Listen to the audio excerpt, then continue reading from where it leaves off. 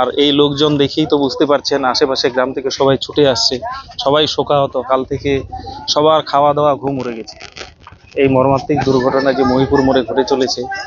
এবং 6 মাসের মধ্যে 6টা থেকে 7টা অ্যাক্সিডেন্ট হয়ে ওখানে মারা গেল। শুধুমাত্র এই যে কালিয়াগঞ্জ টু বুনিয়াদপুরে এই যে সড়ক আছে, সেই সড়ক যতক্ষণ পর্যন্ত সম্প্রসারণ না করে ততক্ষণ পর্যন্ত এই দুর্ঘটনা ঘটতেই থাকবে।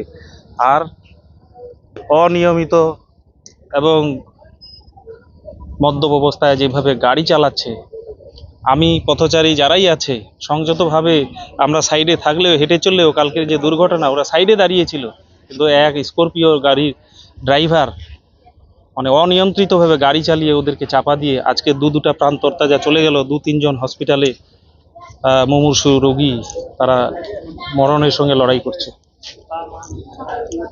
উনি উপপ্রধান ছিলেন, উপপ্রধান হওয়ার পরে কি কি কাজ করেছেন এলাকার জন্য? অনেক কাজ করেছেন। আমাদের প্রথম টার্মের উপপ্রধান ছিল আর কি, যখন রাজ্য টিএমসি সরকার গভর্নমেন্টে আসে, তারপরেই উনি উপপ্রধান ছিলেন। আর প্রধান তো প্রণববাবু ছিলেন।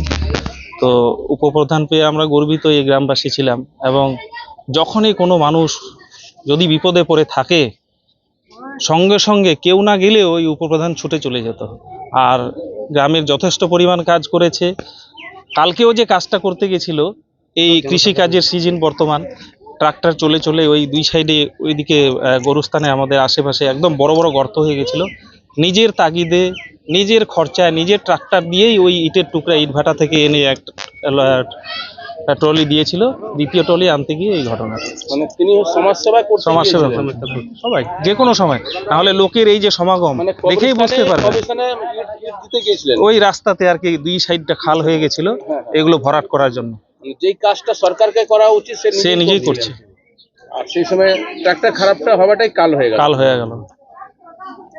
আপনার নাম? মোদের ব্যাপারটা গোলাম মুস্তাফা। দুঃখজনক, এবং সে আমার ভাই হবে, মামাতো ভাই।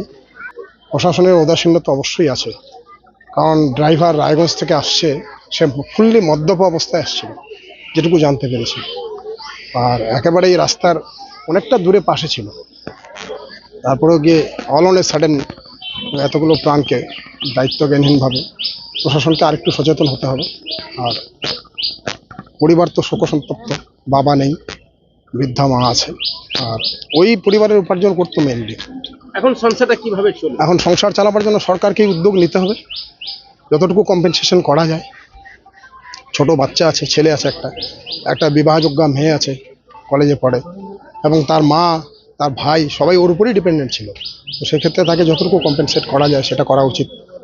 এটুকুই, মানে শুধু আত্মীয় হিসাবে না, মানুষ হিসাবে এটুকু তো বলা যেতেই পারে, এবং এটা যেন হয়। আর আগামীতে এইরকম, এই এলাকাটা মহিপুর থেকে তিলগামুর, এটা খুবই অ্যাক্সিডেন্ট প্রোন জোন। এতদিন অবধি মানে সরকার এইভাবে উদাসীন থাকলো কেন? এখনও রাস্তাটা চওড়া করা হলো না, এখনও ওয়ান ওয়ে করা হলো না, ঠিকমতো ওখানে গার্ডও থাকে না, সবসময় থাকে না।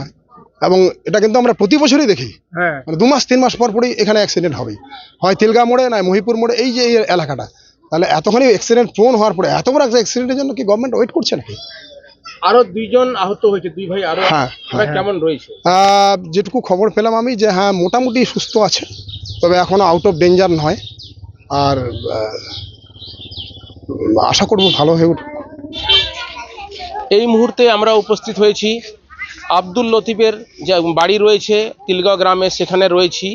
এবং এই গ্রামে এসে জানতে পারছি তিনি সমাজ সেবা করতেই মারা গেলেন। এই কবরস্থান যাবার যে রাস্তা বেহাল হয়েছিল, সে বেহাল রাস্তার জন্য ইট ভাটা থেকে টুকরো ইট এনে সে কবরস্থান যাবার রাস্তাতে মেরামতির জন্য সে সমাজসেবা কাজ করতে গিয়ে তার বেড লাগ, তার ট্র্যাক্টরটি খারাপ হয়ে যায়। সে ট্র্যাক্টর রিপেয়ারিং করার সময় তাকে একটি 4 চাকা গাড়ি ধাক্কা মারে এবং সঙ্গে সঙ্গে তিনি মারা যান। তারপর তাকে দেখার জন্য, ট্র্যাক্টর যে খারাপ হয়েছিল তারই এক পরিচিত ব্যক্তি, বন্ধু বলতে পারেন, পরিমল তালুকদার, তিনিও দাঁড়িয়েছিলেন তাকে দেখার জন্য।